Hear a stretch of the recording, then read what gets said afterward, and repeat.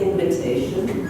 Just many of you, well, I also want to say two things. One is that, similar to Ariel, the shift into more creative process has been so phenomenal over these, I don't know how many years I've been, 6, but the invitation to be in song, to be in movement, to be in dance has really shifted, and that has been super, super special to be able to step back and not have to lead because there's so many other people that do it, so.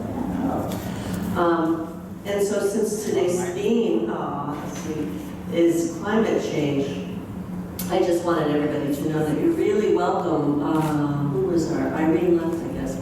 But resiliency is really important, and dancing is really a great tool to get the joy back. And so everybody is welcome to join Global Water Dances.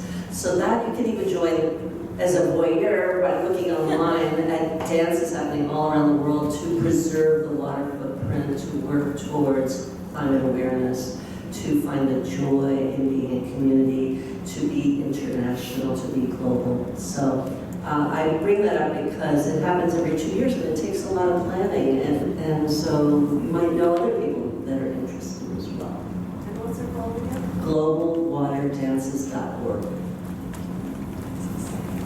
Dear friends, I would